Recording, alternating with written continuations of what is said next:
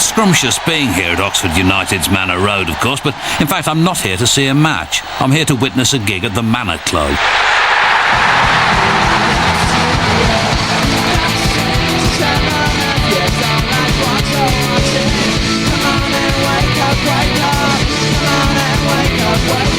I've come to see the Samurai 7, who've been together a year, played over 60 gigs, and have just released their first single on Oxford label Shifty Disco, a version of this storming tune.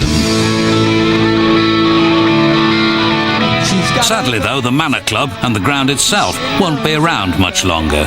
What is supposed to happen? Has this already been sold? It's been sold to housing developers or something.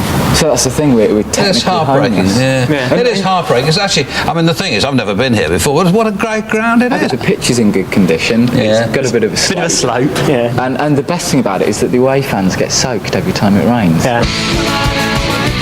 I asked the first person I met, really, who was a drummer. I've known Chris for a while, and he was a drummer. And we met Jimmy at a party, and I persuaded him to play bass, and that was it. I sort of had a band.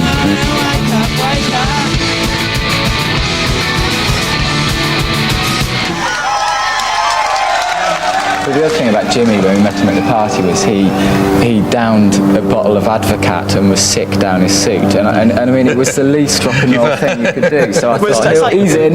Yeah, it was quite cool to like down a bottle of liquor. If it'd been like whiskey or gin, it would have been no, how rock. But I mean, but in fact it's like a kind of this sort of eggy girls drink, and it all came out egg-based. Eggy Girls Drink, the title of the first album. yeah, maybe. I don't know. I wouldn't want to be sexist.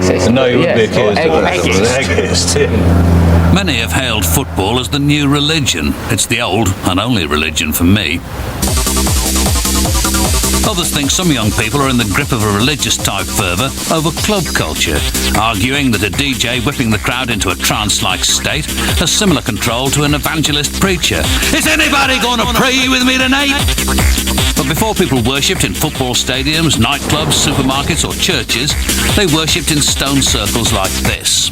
Should we walk round now, then? Okay. What's supposed to happen if we walk round? It kind of brings good luck. What happens if you walk round the other way, though? Oh, I'm not sure. I've never tried it. I don't think I'd like to risk it. Wouldn't risk doing that.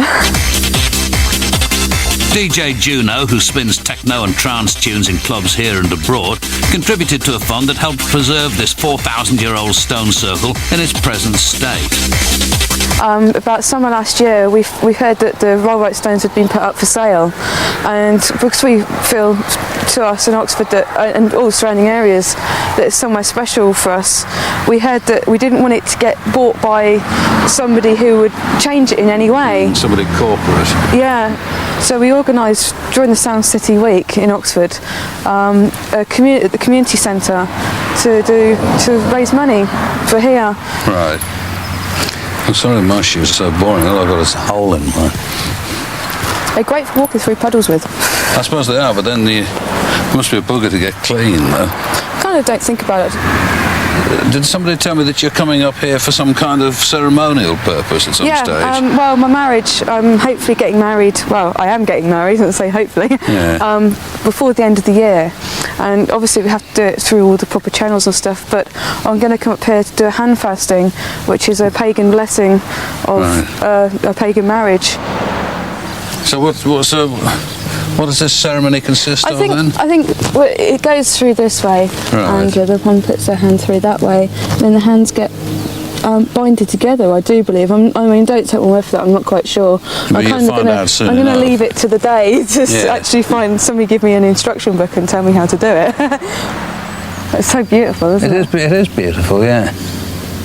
It's nice how. But what's about this? I mean, you feel something ought to be happening.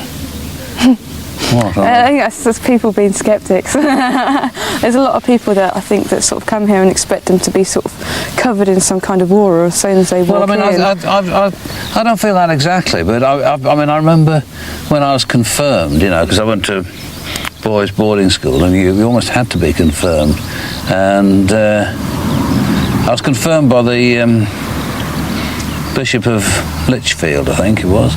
And I had, I'm afraid, bearing in mind that I was like 14, and not very bright. And I did genuinely think, this sounds like the sort of thing that old men say, but because it excites them, but I did genuinely think that when I was confirmed, I'd be able to see through girls' clothes. I really did think that.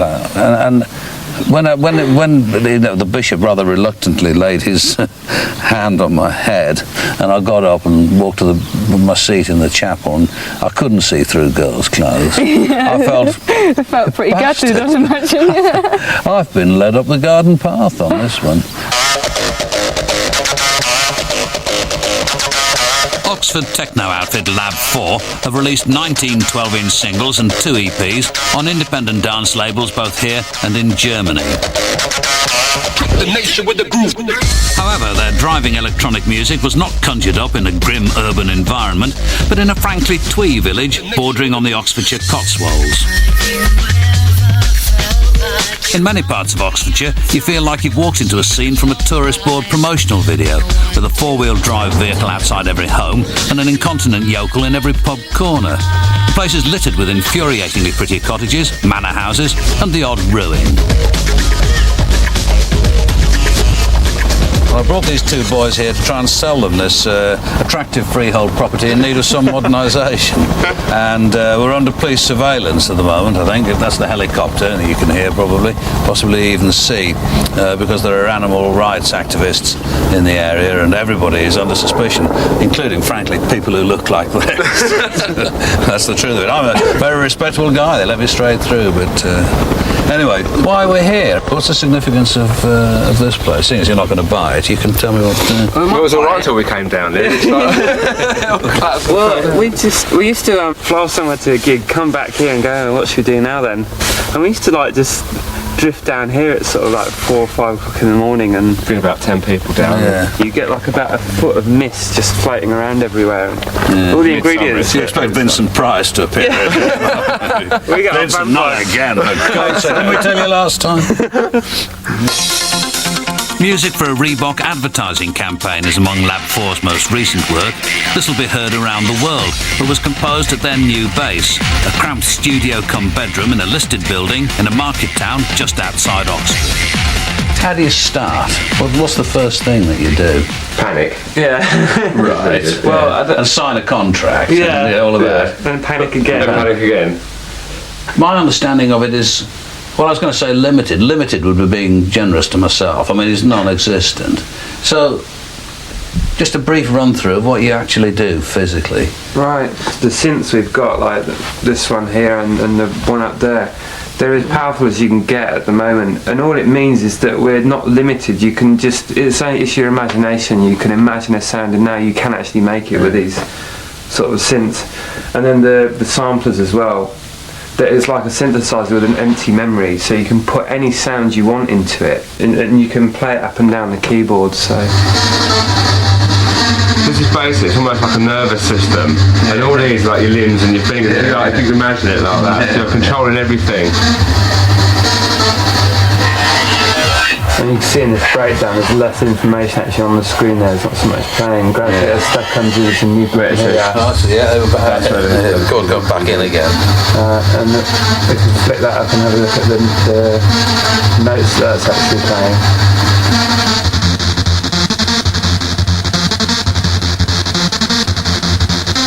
When it gets to here, that's when the other bits, all the elements are whacking in. That's reverse symbol there.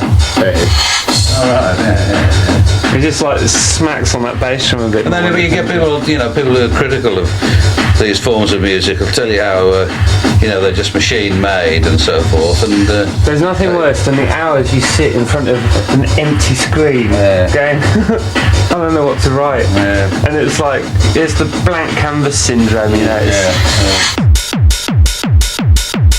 What's underneath here? A tea shop. A tea shop. Poppy's tea rooms. Yeah. We keep the noise down, like they're shut at sort of. Oh, I like it though, you know, techno cafe. Yeah.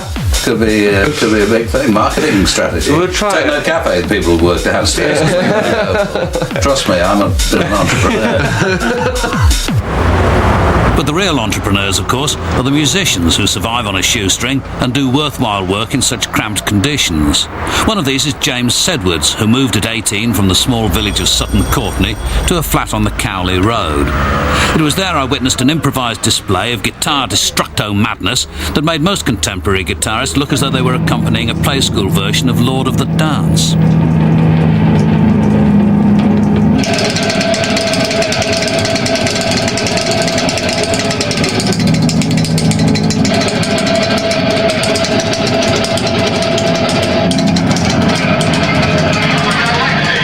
Where I grew up, it was just very kind of dull, basically. Just like a lot of dull people doing nothing with their lives, you know. I think that's why I had to get out of there, really. Come to Oxford.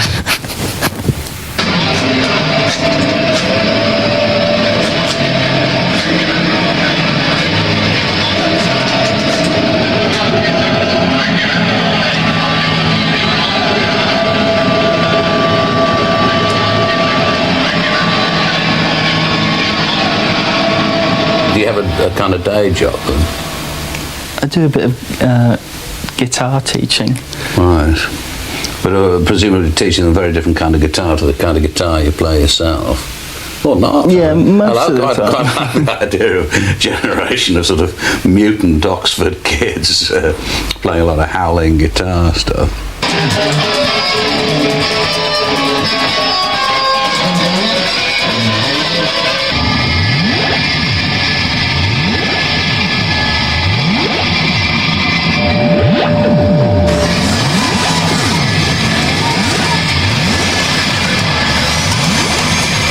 Did you get a warm-hearted response from your neighbours? Let's hear another one, James. They shout up the stairwell. We had a death threat once. Did you? Yeah, we had some kids threatening to blow up our house if we played again. Good God.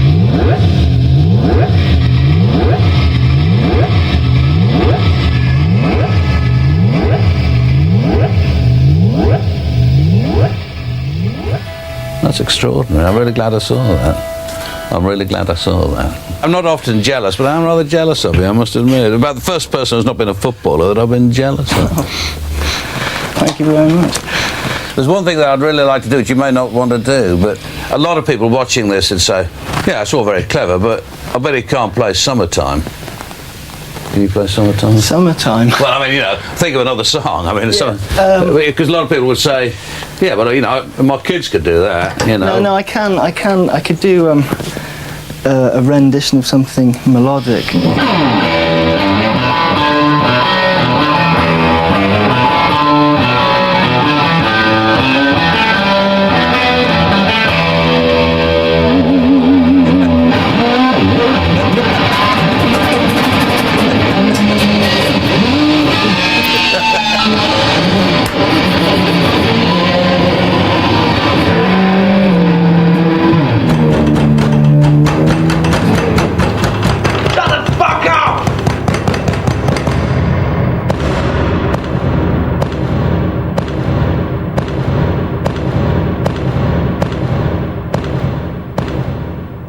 And there's more talent to be found hiding in South Wales. Sounds of the Suburbs next week at 11:45.